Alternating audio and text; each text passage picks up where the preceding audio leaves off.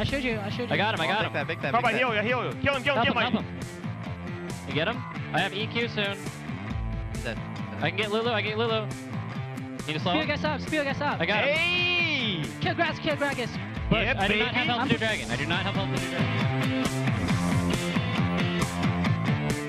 All right, welcome back, everyone. I'm here with Curse's Voyboy, the top laner. Welcome to the interview lounge. Thank you very much. So let's start with the champion select of that last game because CLG locked in Shen first, and they're a team known for split pushing. So what does that do for you as the top laner?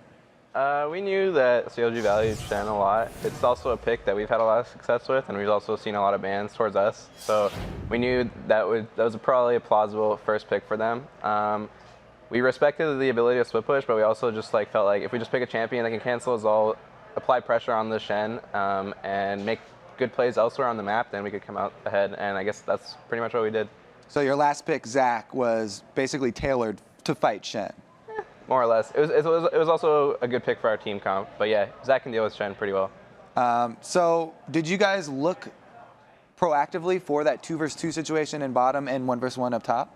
I mean, I definitely did, but for our team, it didn't really matter, to be honest. Zach and Shen both can deal with 2v1s quite well, and it was actually better for Vayne to get in the 2v1 scenario, because Vayne, if she makes it past her rough early game, then she gets the ability to free farm and hit her sweet spot mid to late, and she just takes over. But by applying the 2v2 bot lane, Twitch was able to do a little number on her. We put a lot of pressure on that lane, and we were able to come out ahead in the end, so it worked out well. Do you think that picking Zach against Vayne, like what went into the health-based champion versus true damage? Well, Vayne's definitely a really good pick. Just if you single out that scenario, Vayne versus Zach, because she can kite back very easily with tumble. She can condemn you mid Goomba jump and knock you back. But for the most part, it worked out with the team. It's not like I had to be focusing the Vayne. If you look at most of the team fights, I actually re-engaged onto their tank line after they dove us. So it's not really a problem in most scenarios. Yeah, so you did a really good job doing 2 things that you mentioned. First, you interrupted the first Shen Stand United that allowed your team to capitalize and take that dragon fight early. And then you also were able to draw so much pressure on him that you drew Nocturne up top, and your team later took the dragon. Yeah. So you ended up having more global pressure than Shen, in fact. So was that the plan just from the beginning?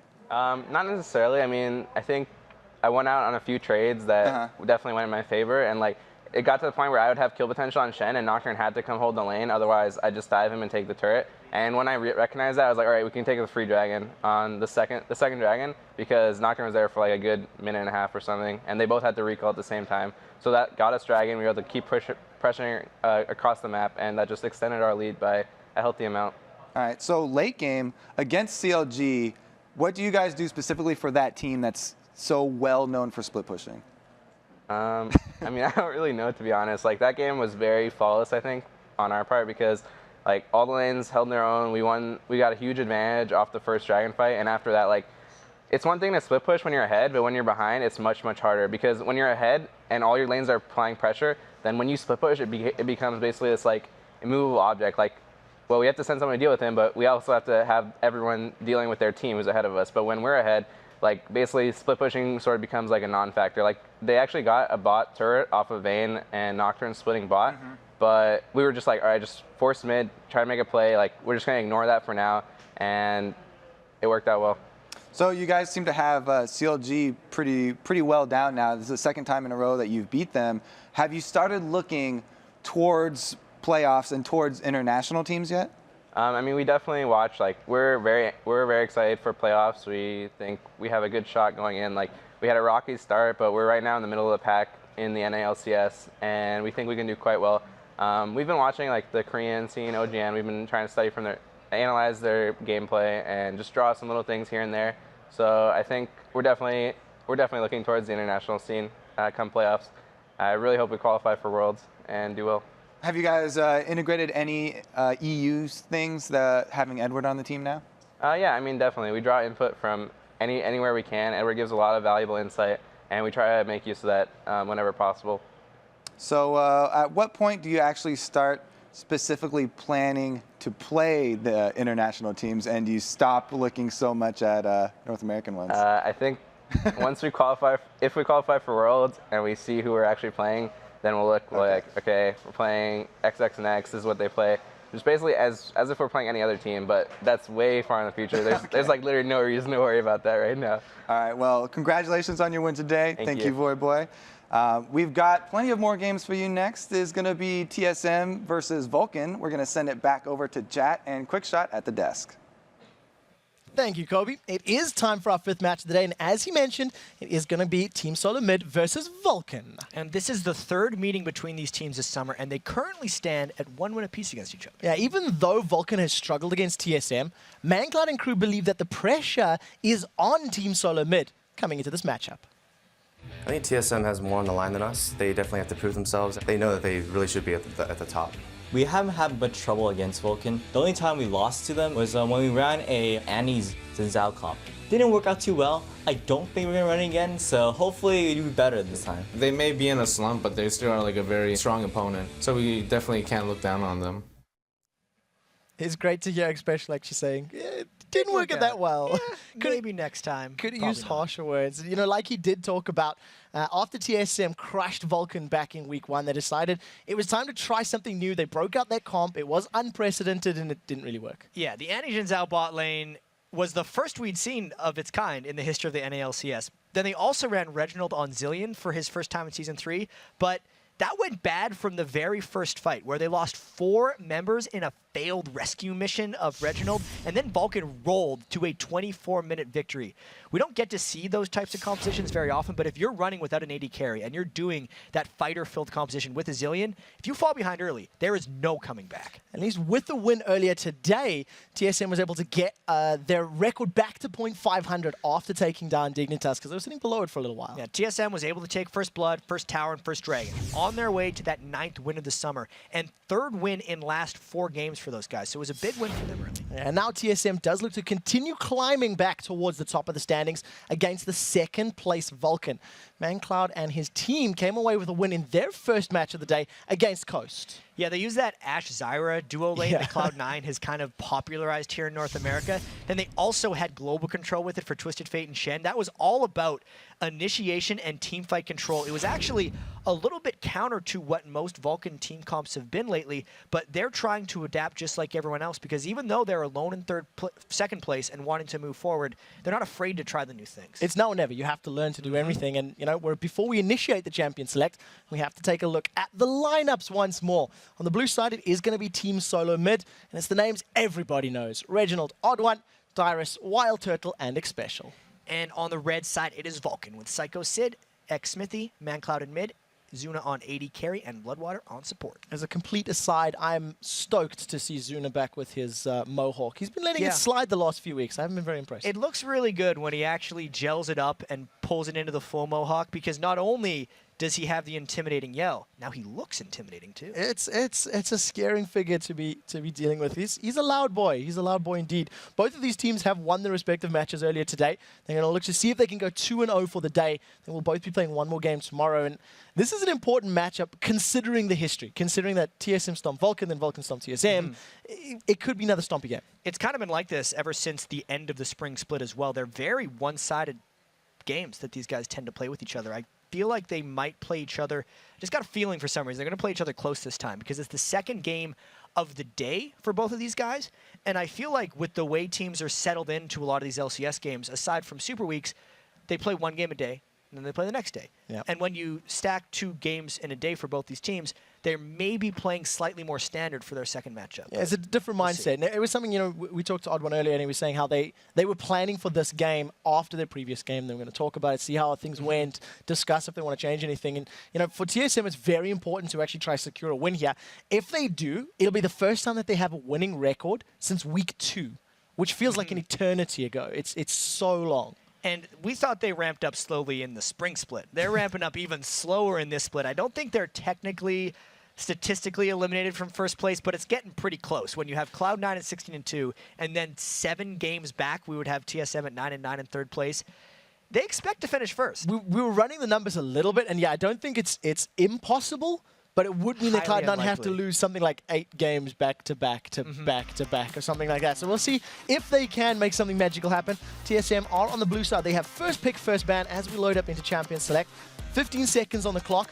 After seeing the double globals, maybe consider banning it against Vulcan. And they also banned the Sona, which is something that happened against Vulcan in their first game. People are now targeting Bloodwater and almost calling him out a little bit because he will 100%, and he's been outspoken about this, pick Sona if it's available. He's played it 8 times this split. I think he's played Thresh 5 times this split. Out of the 17 games, that accounts for 13 of them. That's a massive percentage of games just on 2 different champions. And then I feel like if Vulcan doesn't ban out Thresh, which is his second most played, we know how good X Special is on Thresh. Flays for days in every situation. And he basically blocks out Jarvan picks because of how good he is with that. He makes the plays with the flays. Wrapping up the ban, Shen and Twisted Fate have been taken out for Team Solo Mid, so they're denying those double globals from Psychos to the Man Cloud. They'll have to think of something else to play. We do see that Jace has been taken away from Dyrus, and that Karthus has been removed from Reginald. That's pretty much a staple, a regular ban targeted at Reggie. It's his most comfortable champion. We haven't seen much Reginald Diana lately, just completely fallen off the map. I don't think we'll expect much of it more. I'm just thinking back to the playoffs when the last time these teams were, or near the playoffs when they were preparing for each other. It was always a battle between like, well, Reginald's going to play Karthus or Diana, and since they've already gotten rid of one, you know, it's there. I think he'd go with something like a Ryze, though. He's decided right now, though, as far as the team is concerned, Elise is the #1 pick. So they've left the Thresh slip through, and that does get instantly picked up. So those priority support champions have been taken, but it could mean X Special is going to look at something like a Lulu if he wants to go for that later down the line. And Vulcan just shows again with these picks how strong they are in champion select, because not only did they get Thresh, which is Bloodwater's second best support, I feel like they locked out X Special's best support, and they did the same thing with the jungle Nasus. I feel like that is playing to X Smithy's strengths as much it's taking away from one of Odd1's most comfortable champions. It's something that's also good to see if you are a Vulcan supporter, because Xmithio Nunu, he looked a little bit uncomfortable earlier in the day. You know, he wasn't counter jungling as much. He struggled a lot in the early game, and it's something that I'd actually love to ask him more about, whether or not that was a pick for the team or if it was a decision from himself. Over on the other side, Dyrus is going to get his hands on Rumble, and that is something that's very exciting for him. He loves it. Yeah. He loves the Rumble, and they're picking priority things aside from the Zed right now, but they've left open anything that Vulcan really wants to go for. If they want to go for that teamfight control, when Cloud9 picked the Ashe without Zarya, they ran it with the Thresh, and even though it didn't work as strongly in lane, it still worked for the general context of the game. Zuna didn't look that comfortable on Ashe, aside from later in the game. Very low. Low CS, and he was able to initiate, but it wasn't his regular presence in lane. He usually farms much better than that. If they go for it, they're really just attracted to that style of play, even though it's not that practice. They admitted they have less than a week of practice with this. And to be fair, he did hit, I think, 100% of his arrows. One of them missed, actually, now that I think back to the game. So that could be the signal. In terms of damage, we're still missing Mandatory Cloud's champion. I assume Psycho Sid's going to get his hands on that Zac in the top lane. And I guess they're just leaving that to see, well, what is left from TSM? What else do we want to lock in? Right now, Wild Turtle's considering Twitch. And as we said, the Draven players seem to have migrated towards that Twitch as the replacement champion if it does get locked in. Full out aggression. You got poison instead of bleed. It's kind of the same thing. Similar. Don't tell anyone. Similar.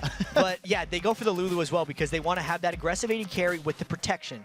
It's the fallback for X Special if he does end up locking this in. I'd expect this or Janna. But yeah, exactly. Lulu, just to try to keep that turtle alive. There's one thing that is missing a little bit from TSM that I'm noticing that Vulcan does have, is that tanky front line.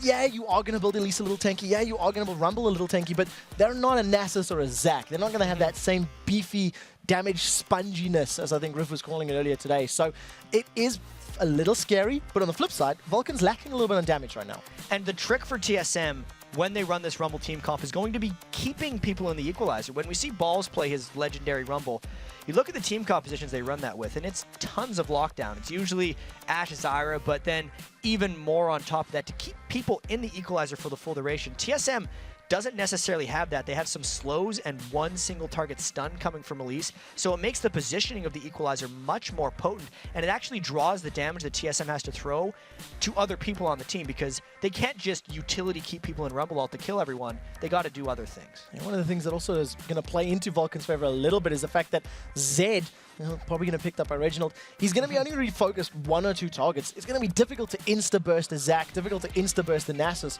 with, Zac's passive and Nasus HP. Yeah. It does look like ManCloud's going to lock in that Ahri. It's one of his sort of default champs as well. And this is going to be a quest for Reginald, trying to make it to the only 2 targets he wants to hit. He wants to hit Ashe and he wants to hit Ahri. Mostly He just wants to kill Zuna over and over again. That's his total objective in this game, and it's going to be difficult just because Ashe has the high utility, and Nasus can just hug Ashe and try to keep or kill Reginald anytime he dives in. Play the buddy system. Friends can keep them alive, maybe, if they can make that one work. Friendship will keep them alive.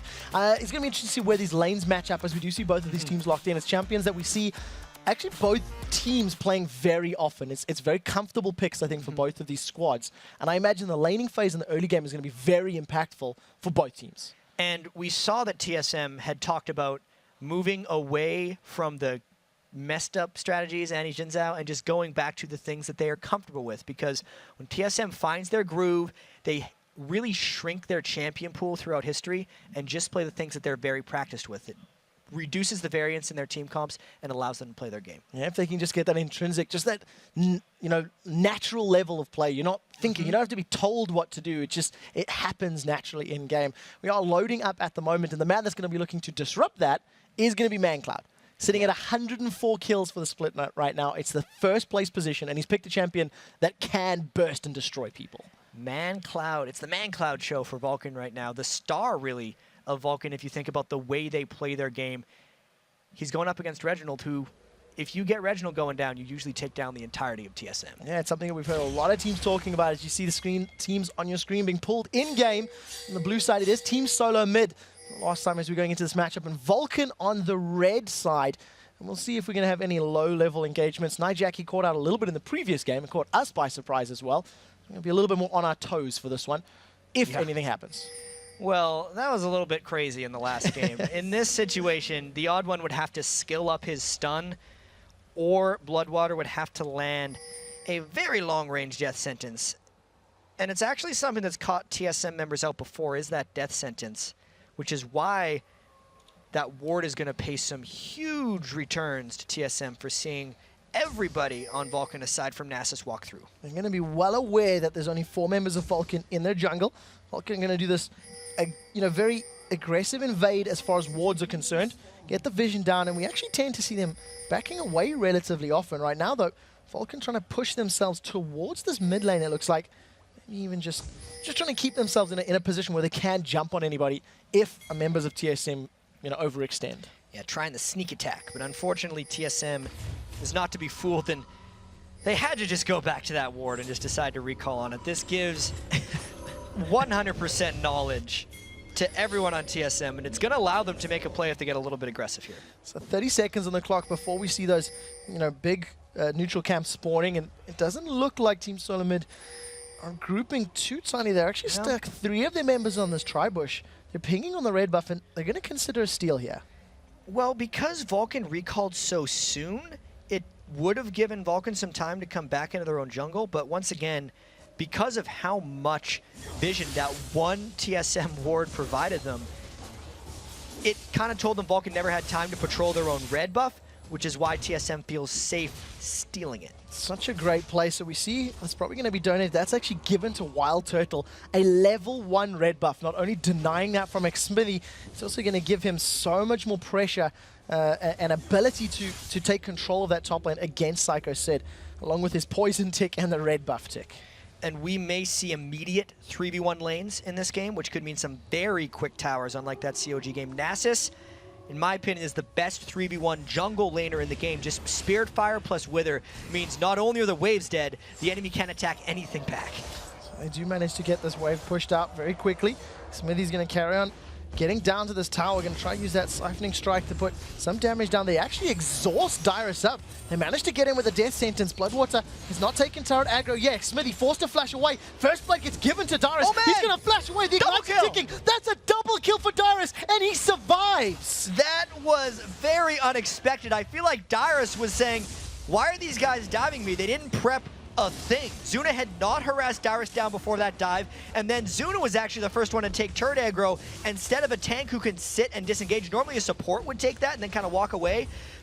Vulcan went for a surprise play, but Dyrus wasn't pressed. Not on the same page at all. Burning that exhaust before the fight. Right now, though, we do see the Odd One has not grouped in this top lane, so it's a 2v1 push onto this tower. They've got some damage down, but nothing working out in their favor, and Dyrus in such a good position. 2 kills on the board and a blue buff to play with. He's level 4. 3 minutes and 40 seconds in, usually these 1v2 laners get completely obliterated from an experience angle and just can't deal with the game. That gives him such an edge throughout the rest of the game and puts Vulcan in such a hole.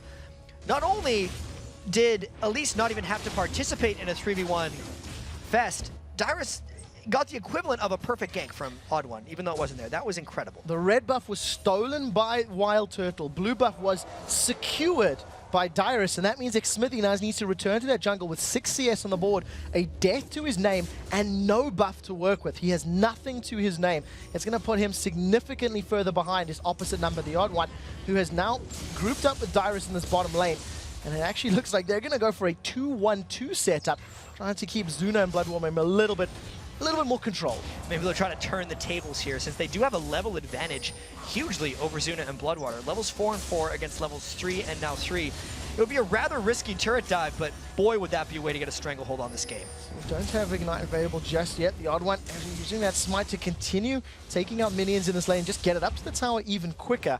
Just make, you know, Zuna's life a little more difficult CSing underneath that tower. And we've seen he struggled in the early game, securing those last hits earlier today. And now the lanes do seem to have calmed themselves down.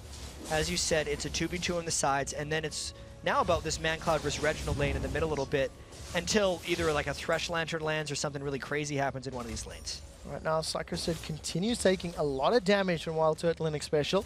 Just trying to keep him poked down from the back. Xmithy on defensive duties, throwing out that Wildfire, trying to at least save this time for as long as possible. 50% of his HP taken down at the 5-minute mark. If Wild Turtle and Special keep this up, they could be looking to take a relatively early tower, and Psychosid forced back very low.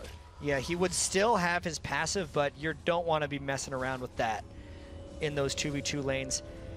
I feel like because Xmithy lost those buffs so quickly, his 2v2 became substantially less threatening, which is why Wild Turtle and X-Special are having so much freedom, just pushing them back and taking a big chunk out of that turret's health bar. Yeah, 1 or 2 more minion waves, if Wild Turtle is left unchecked, could be all that is needed to take down the first tower of the game in favor of Team Solo Mid.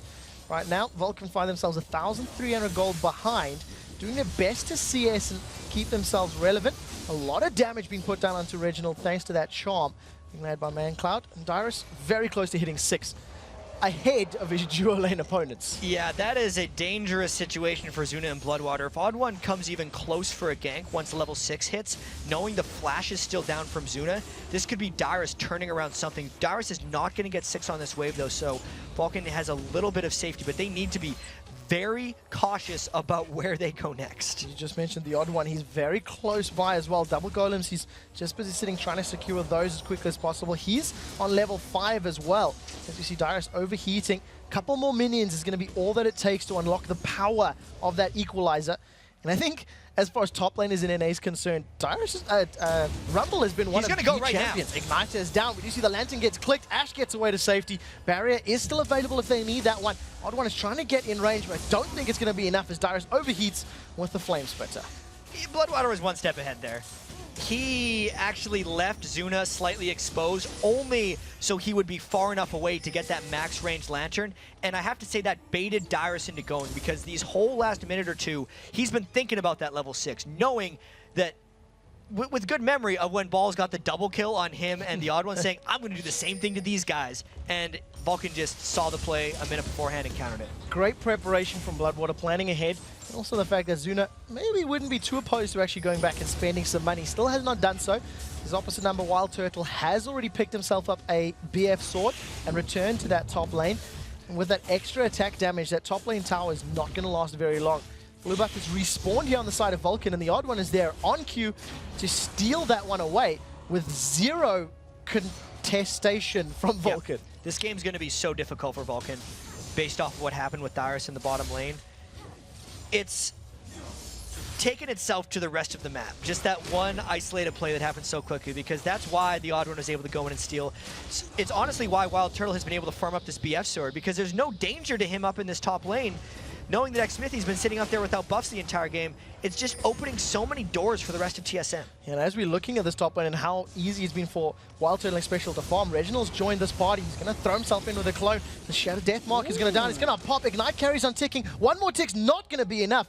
Reginald's going to be able to zone Psycho Sid away, and that's going to allow TSM to pick up the first tower of the game.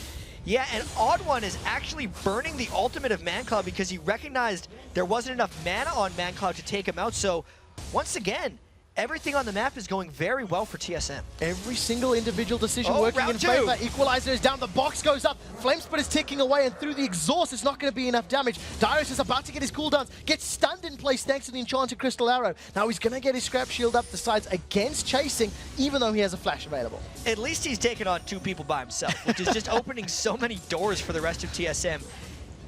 There could be some arguments there for the Equalizer cornering Zuna a little bit more and trapping him on top of it, but it's still forced Vulcan out of the lane, and it's allowing TSM to take this dragon. So I'm going to carry on putting more pressure on this bottom lane tower. Dyrus is going to get the first bit of damage here after pushing his opponents back. And as highlighted, the fact that they got rid of that dual lane means that Team Solo Mid group up as 4, take down the first dragon of the game, and they extend their gold lead to 4,000 gold before the 10-minute marks. As soon as they start spending some of this money, they're going to be able to win engagements even easier thanks to that item advantage that they'll have in their back pockets. Normally the thing you want to force with Rumble once you get your ultimate is like a 10-minute dragon fight, but they didn't even have to pull off that dragon fight because they just got the dragon off of a good play by Dyrus. Now that he's picked up the items, I guess they can wait until the next dragon fight, but he gets so many more Equalizer cooldowns in between to just try and make plays happen. He was a quasi-Equalizer use. He used it in lane as opposed to in the dragon pit. Yeah. Ended up securing the dragon thanks to the pressure it applied. We do see Dyrus actually returning to the mid lane now, as Reginald has been left to deal with Psycho Sid. So swapping in the lanes, they're not going to go for that 2v1 setup thanks to Psycho Sid's tower going down. Maybe it has something to do with Reginald wanting to go total glass cannon and knowing ManCloud does have a bit of kill potential on him, whereas Dyrus has went substantially more defensive as well as having his own shield on Rumble. And since Dyrus is in a 1v2 situation where he actually got as farmed as a solo laner, so it gives TSM the freedom to make a swap like that. We'll see how well it can work out. He is still 35 CS behind his opponent and a level. So ManCloud is sitting at level 9. He is moving towards the bottom lane, poising himself that he wants to make a play and try to counterbalance some of the pressure, but decides against it. Decides to go back into this mid lane, carries on farming up with that Orb of Deception, getting close to maybe a needlessly large rod. He's got that Fiendish Codex collected, and right now a 3 versus 3 in this bottom lane. And once again, this is a 3 versus 3 without that much threat from Vulcan. Even if Bloodwater landed a death sentence, I don't think it would actually be a death sentence. It would be a minor annoyance, like a 6-month prison sentence. I don't know. A frustration sentence, as it were. We'll see here. Now, it doesn't even look like Bloodwater's trying to make any of those forward-thinking plays. The moment with Vulcan so far behind, he may just want to play defensive. Dyrus charging up that Flame Splitter. He's about to hit the overheat bracket. Equalizer is available, and it looks like they want to go in. The Cocoon lands down onto Zuna. He is just getting shredded. The box is put in the back line. He's the first to fall before Bloodwater gets taken down. Now Dyrus is tanking up the tower. Wild Growth goes down as Xmithy's going to be the third to fall. That's a double kill for Dyrus. He's 4-0-1, and they'll get the tower. And that was a tower diving clinic by TSM. Dyrus put the ultimate right against the wall as the rest of TSM was just pushing everyone else up against it. As ManCloud just tries to dive Reginald a bit mid, but he's just got to walk away. Reggie and ManCloud trading ultimates and damage back and forth. Ignite was not used by Reggie. The rest of TSM, after taking that bottom lane tower, they're now getting onto this inner bottom lane tower. And it's because that dive was so clean. No one even had to go back immediately for TSM. I cannot say enough how well executed that dive was for TSM and how helpless Vulcan seemed inside that turret. The Cocoon could not have hit a better target. Locked Zuna up, got him burnt by that Equalizer. Vulcan are trying to respond in this top lane at the very least. Psychos is getting some damage down on the tower. He may be able to get it down because Dyrus isn't going to be there quite quickly enough. Finally something back for Vulcan. They need a lot more than this though, because Psycho Sid, if we're just looking at him, 3,200 gold, and if we compare him to Dyrus, who is technically the guy in the other 1v2 situation, it's a 1,400 gold difference, and you mainly see it in the items. Dyrus is full penetration right now, whereas Psycho Sid is sitting on boots and a health crystal. A full Haunting Guise separates those two players, thanks to all the kills that Dyrus has secured. And we'll see how well Darius can make that work for him. Every equalizer he used thus far has been important. It's got, you know, summoner spells or secured kills. Right now, though, the rest of TSM, they've now grouped up in this mid lane. They've got the 2 outer turrets down in the top and bottom lane, and they've set their sights on this mid lane. And I wonder if they'll wait for Dyrus to come down before they try the mid turret. It's kind of the next natural progression for TSM, so they have better control over this blue buff area. But it looks like they might even be getting a little bit impatient, and they're going for the Vulcan blue before they have mid-turret control. So we do see the rest of the team, they're actually grouped up. So it looks like they're going to try to do both right now as Dyrus has joined in the mid lane. The odd one and Special, they're going in, the smite goes down, so Smithy actually takes that, and I guess a small win because it's been denied from ManCloud. And ManCloud is the guy they have to shut down right now. Getting all that damage out, I think he's dead. Yeah, it looks like he's been marked for death. The shield goes up, and the shield's enough to save him. Now the death sentence does pull the odd one back in. He's forced to flash with the wild growth on. Wild Turtle zoning everybody with the spray and pray, and Vulcan are praying that somebody else stay behind. Not going to happen as TSM secure the tower. That was a fight that actually went good for Vulcan, but they didn't get any results out of it. Sure, TSM burned a bunch of ultimates without getting a kill, but they got a turret, and it's not like Vulcan can capitalize off of it since so many of them were taken low in that fight, in large part due to Wild Turtle being in the flank and getting the spray and pray down on so many people. Good positioning from him, pays dividends at least in this engagement. He's got those Berserker's Greaves completed as well as a pickaxe over his opponent. Flashes, that is a great hook. Locks down Special, the box goes up. Zuna's going to be looking to pick up a kill. They actually burn the exhaust as well. Special gets dropped, but that is a whole lot invested for that kill. At least they got on the board. See, this is the big thing. It's a confidence boost for Vulcan now, and they need to be able to take something more out of this. They caught X-Special warding, which will give them temporary map vision advantage as well, since X-Special can't make it back to ward so quickly. But because they burn so much, as you said, I don't think they can actually capitalize on that. Wild Turtles also managed to regroup and move himself towards this mid lane. It looks like they're going to try to at least defend their blue buff. Smitty's going to back away in time. It looked like he's sticking around maybe a couple seconds longer. It does look like TSM can actually hold on to this. And it's an interesting thing to touch on, the fact that they've got 2 mana-less champions in their solo lanes. That blue buff, you could donate it elsewhere if you wanted more use from that buff. Very well, give it to Odd One if you want to, but that's not usually how Reginald rolls. He wants that energy regen on Zed, and surprisingly, Zed is actually fairly energy gated if in a team fight or even in lane if he wants to spam every single Q out. So giving him a blue buff is beneficial. Looks like it's going to work out for them. Team Solo Mid once again going to get onto the Dragon and secure this one for the game as the rest of Vulcan. I think they've found themselves an opportunity. They're going to put some damage down, but Smithy's a little late to leave the party. If Special gets a Glitter Lance down, it could be enough to set something up, but instead TSM, they successfully defend their tower. And despite TSM's gargantuan lead, they don't have clean team fight initiation. They have a lot of good, just general fight presence, but no way of hard initiating. Aside from Odd One just jumping in with Reginald, that just means everyone runs away, and TSM then has to chase through for them. So Vulcan should be able to stall this a little while, but in order to come back in the game, Vulcan has to not only find a way to stall, but a way to get more gold than TSM as well, because right now that's not happening. Yeah, no Ash Arrow or Zac to throw themselves at the opponent. No. Talking about finding gold, Zuna's at least got himself a nice big juicy wave in this bottom lane. He is 40 CS behind Wild Turtle, who we've seen pushing out that top lane, and that's a big difference. 1,300 gold separates these teams. A pickaxe and a longsword, that's a lot of damage. ManCloud's going to secure the second tower of the game for them. That's a good pickup. And even though we talked before the game about Zuna getting out farmed on Ashe in his previous game, this game isn't necessarily his fault.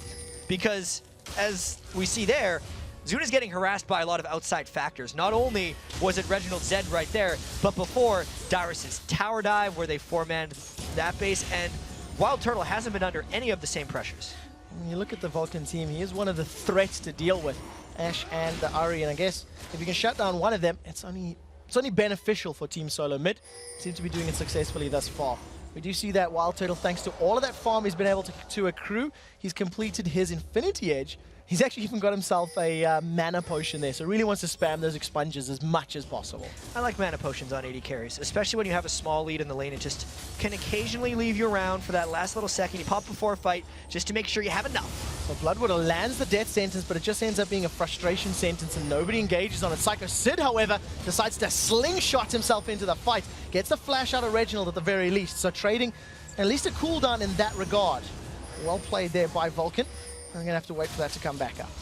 And TSM has such a lead right now. but they need a way to fight. It's the one difficulty they're going to have to overcome in order to win this game, because I feel like they've done everything else.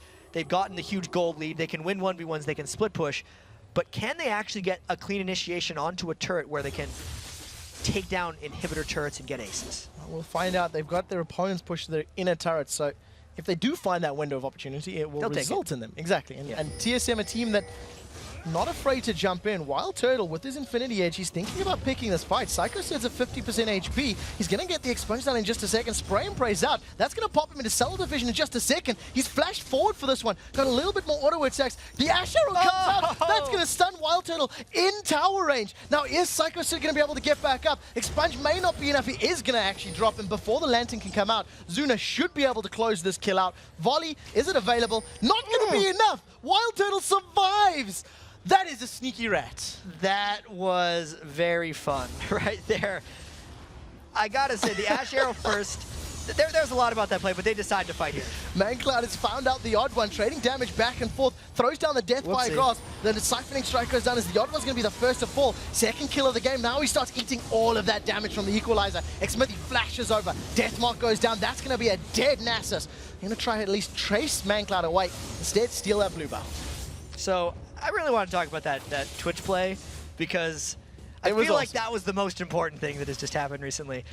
So when the Ash Arrow hit him in turret range, the turret had potential aggro on him from the first hit, but because he got stunned in the turret, he had lost aggro and he wasn't in vision of the turret anymore because it was in the brush, so the turret stopped hitting him.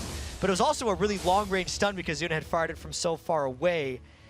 And before the fight even happened, Psycho Sid got a little greedy and farmed away with his jump, which is why Wild Turtle was able to jump on him. Well, Psycho Sid back in the action. He's bouncing all up in Reginald's face. Reginald does not have that Shadow Clone available just yet. Ignite goes down. He's turned now onto Psycho Sid, trying to put as much damage down as he can. Survived up a little bit. The Hex Drinker goes out. Not going to be enough to save him. And Dyrus doesn't have an equalizer up either to follow, so that was a pretty good catch by Vulcan here.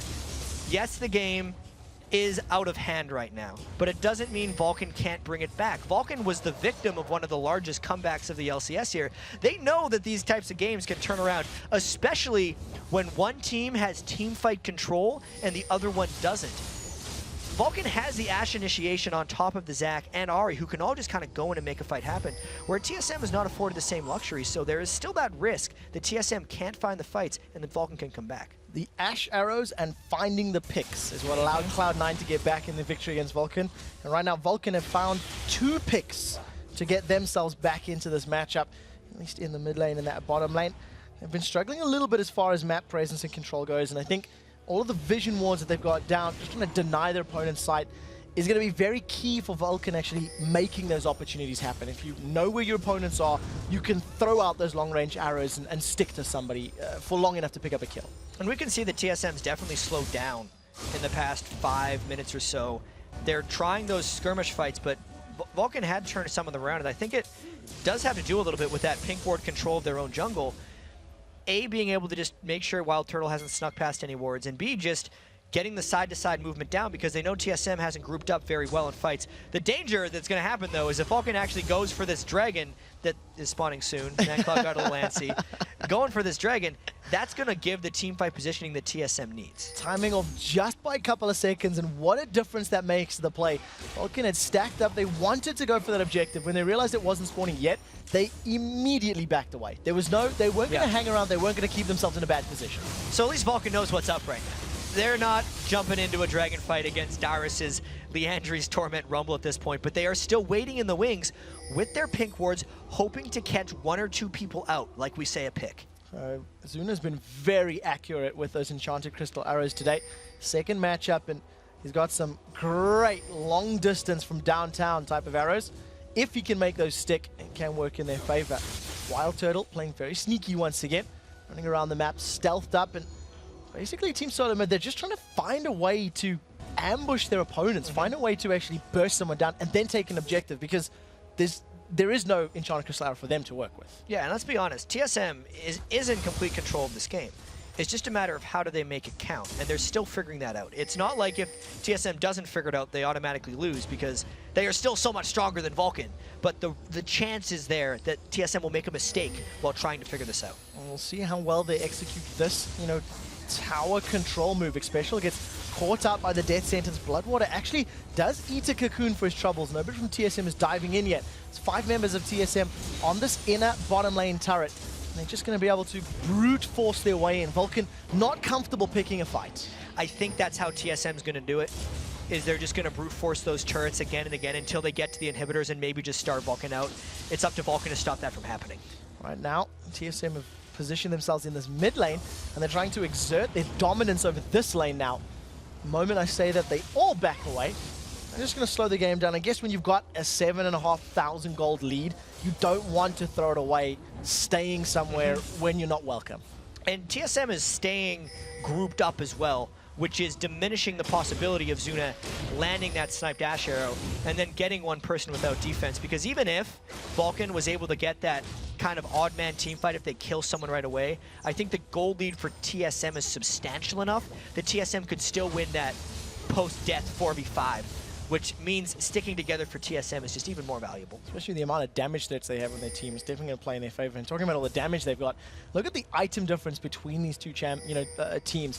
For a comparison of the mid laners, Reggie and Mancloud, you've got the Blade of the Ruin King, Brutalizer, Hexdrink, in comparison to just a DFG and a Blasting Wand. There's a big disparity in terms there. Our top laner, Haunting Guy's Sorcerer Shoes in comparison to a Liandry's Torment, plus an additional Blasting Wand on top of that Giant's Belt. And he's super close to getting the Rylai's combo as well. But once again, where's this fight going to come from? Just brute force their way in. They're walking through the jungle, and Smithy actually defensively flashing away, flashes over the tree line. Another blue buff steal coming in here from Team Solar Mid. I think this is like the 3rd blue steal of the game that we've seen, and they're just in complete map control. I mean, I don't know how many times we can say that. Yeah, at this point, that's not a blue steal. That's TSM's second blue being up again. They're just going to go get that thing. Ooh, this could be key, though. They do not have a pink ward to clear this out, and this is the fight that TSM wants if Vulcan doesn't run away immediately. So crucially, Dyrus is still in range, even though Reginald was 1.5 miles away. He needed to trek himself into lane. If that equalizer had come down, that would have been a difficult place to get out of if you were Vulcan. Would have been a little bit suicidal, I think, which is why Vulcan is a smart team. They recognize the hole they've dug themselves, and they are making TSM beat them. Vulcan is not giving this one up to TSM. And one of the things that we keep talking about is how Vulcan are looking for a window of opportunity to collapse on Team Solar Mid. In many ways, Team Solar Mid are hoping to have Vulcan do something similar. You know, Vulcan, they do have that initiation power. They do have the ability to dive into a team fight. And if it's done in opportune time, Team Solar Mid will happily pull a curse and win a team fight that's been created by somebody else. Yeah, I think that's what TSM has to do. It's the brute force style, pushing up the side lanes, looking at their massive item advantages, knowing that they can take the team fights and win them, and just building items to do so. Soon, I feel like Reginald is going to build a Blade of the Ruined King, which is just going to make Wild Turtle's Twitch Spray and Pray even more potent. The Liandry's from Dyrus is just going to hopefully corral them into a spot with that equalizer down, which allows the Spray and Pray to hit a higher number of targets for them. And like, TSM has all this stuff figured out. I think both teams know exactly what's at stake here, but it puts the teams into a stasis point where they have to wait for the slow push to actually occur. And we were talking about the blue buff and who's going to take it. They've actually donated that to Wild Turtle in this one, as Reginald is split pushing in this bottom lane. So really going to try to get as many spray and prays and expunges up as possible during the course of the fight. Reginald is indicating in a desire to split push. The Ash arrow goes down and Dyrus flashes out of the range. And that was the one window that Vulcan had, because that's when TSM had split up, and it meant Vulcan had to catch someone out and go for it. But because it didn't work, they're at the mercy of TSM split push. Zuna are going to try and, Vulcan are going to try and position themselves to do that again, because the Crystal Arrow will be up before Dyrus's flash if Team Solar Mid continue this type of gameplay style. You know, the last 15 or so minutes of the game has just been TSM building up this item plateau and saying, now we're confident to split up and pick fights in skirmishes because we are so much further ahead of you. I think this can even go all the way back to Dyrus's double kill when they tried to tower dive him at level 2, because ever since that moment, Vulcan has been on their back heels and TSM is taking incremental advantages off of that. Nothing spectacular since that play has really happened in this game. It's definitely something that's played into their favor. 5-0-1 in favor of Dyrus playing that Rumble. He does have that Rylai's Crystal Scepter, so the additional slow will at least help TSM control these team fighters. They are sorely lacking when it does come to that crowd control. They continue this pressure on the top lane and they're stacked up. That's 4 members. Plus Darius has got that Leandri's Rylai synergy, getting double Rylai's double damage on all his Leandri's procs of spells because he's also going to have them slowed. It's just a nice little added bonus in this slow push for TSM. Definitely slower paced games for the second half of the day here in week 7. Reginald is still sitting on the side lane, and it's something that we actually see out of Reginald Zed when he does play that ninja. He likes to get split pushing down, and I guess Zed, arguably one of the best solo lane split pushes in the game. And it's because of his 1v1 potential. It is a little odd putting Reginald on the split pushing 1v1 when he is such a vocal team fight play caller for TSM. It kind of hamstrings the other unit if your leader is off in the bushes doing some other things, which may be why TSM has been indecisive. Another reason could just be the compositional limitations that TSM has that don't allow them to tower dive. Damn, that's a good word. Compositional limitations. That's quotable, I've had like people. 29 minutes to think of it, so I think I finally found the right term.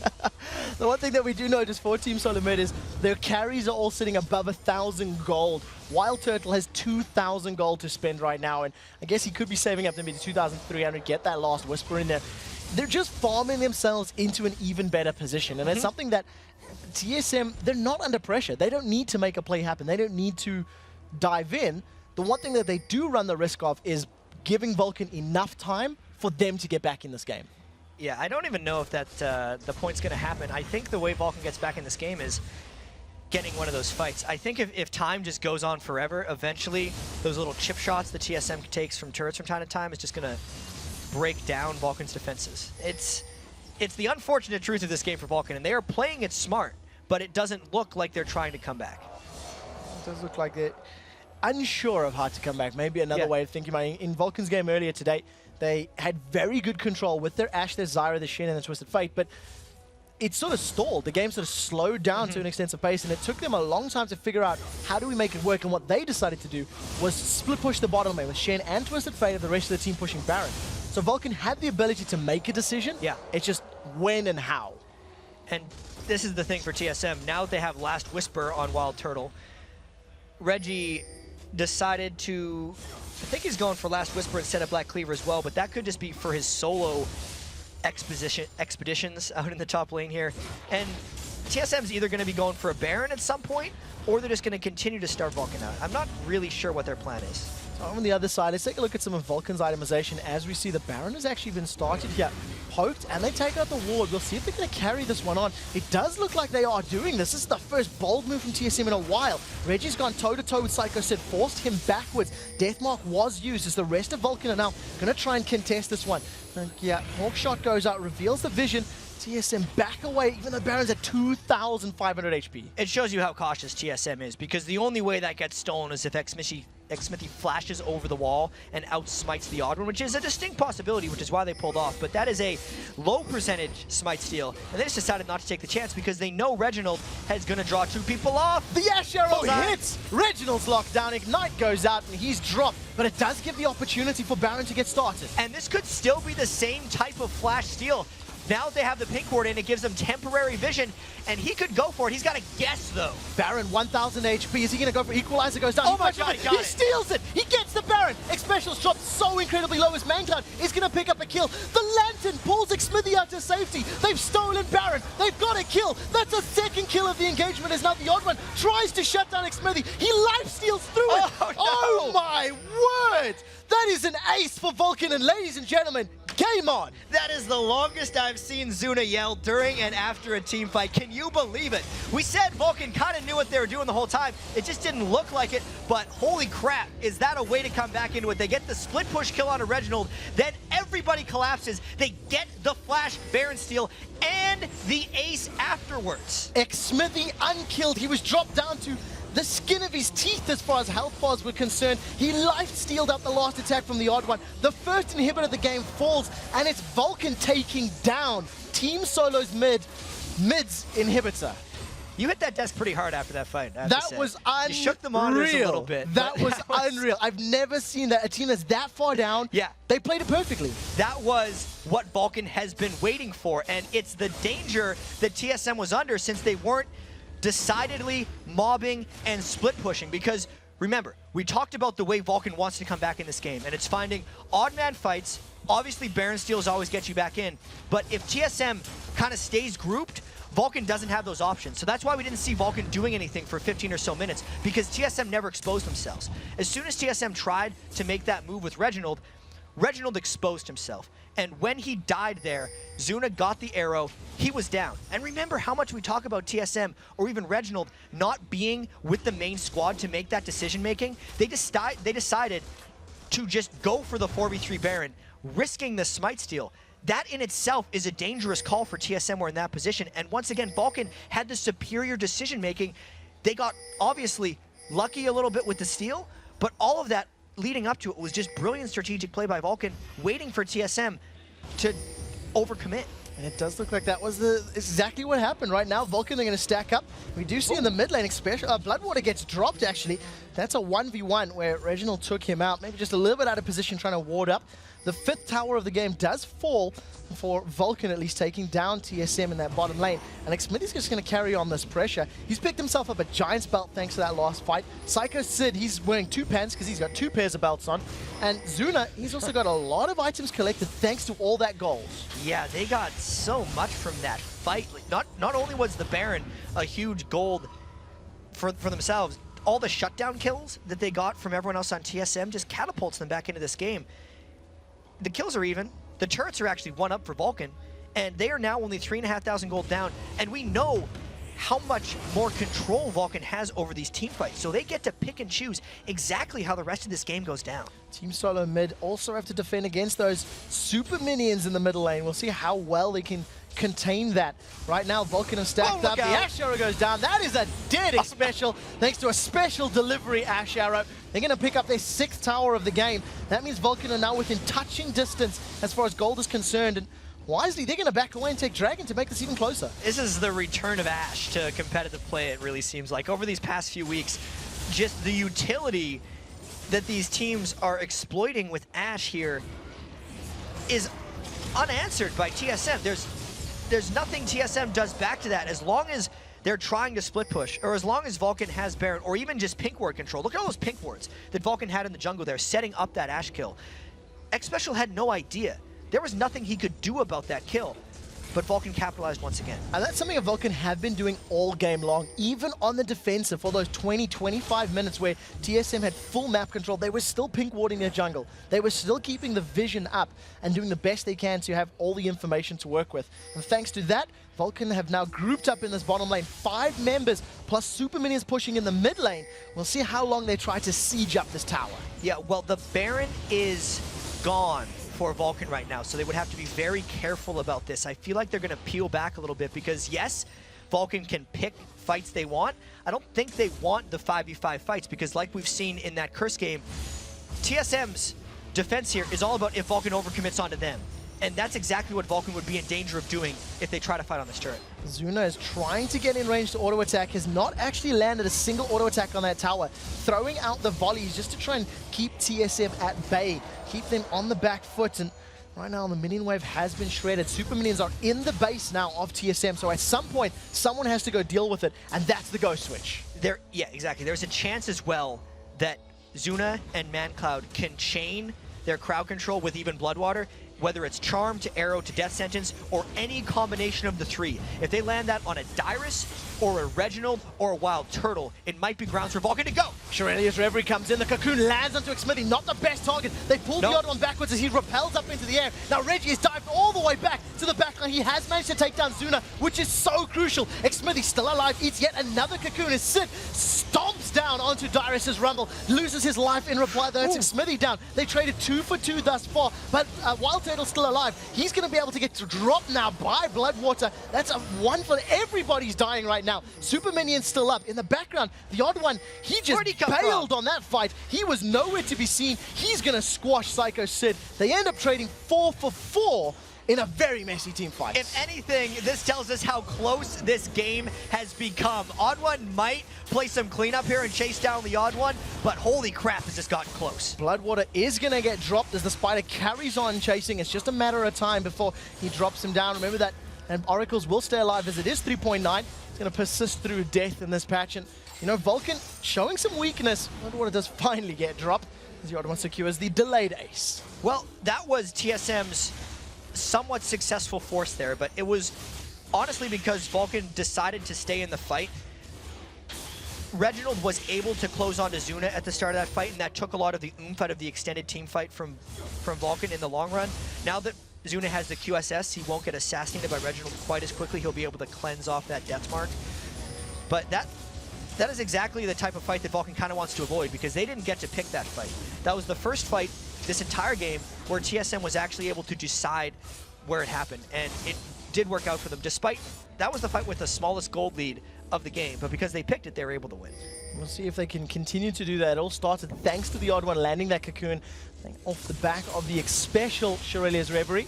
TSM realizing that they need to make plays happen. They've got a small amount of breathing room now. The fact that their middle inhibitor has respawned, so not going to have to worry about those super minions pushing down their base.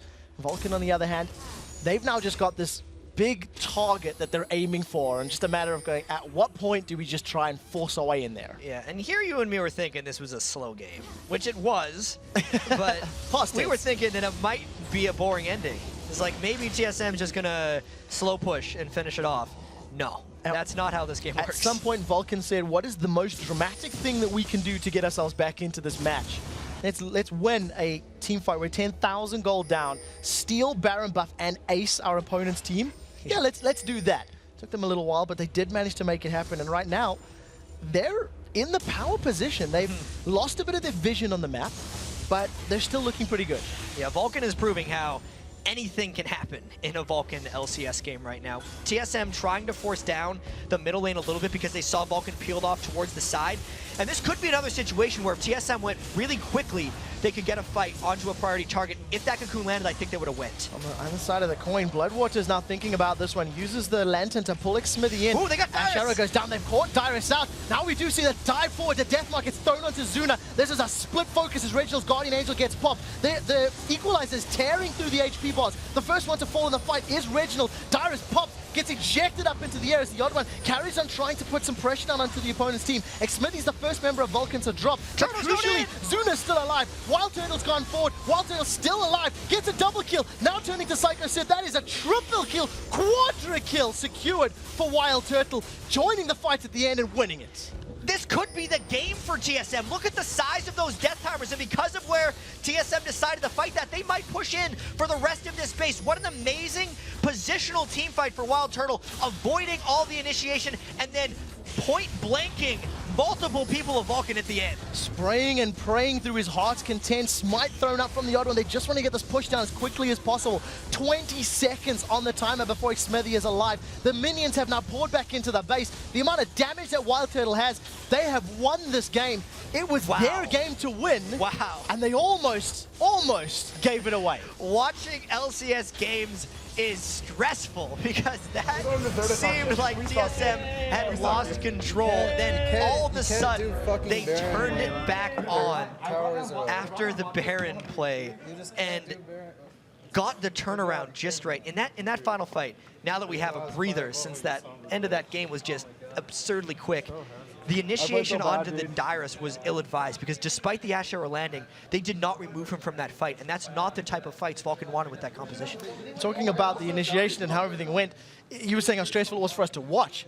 TSM, the relief on their faces after picking up their victory, after being in such a commanding position, the question has to be Baron. That they have to talk about that. Why was Reggie split pushing? Why is the voice of the team not with the team?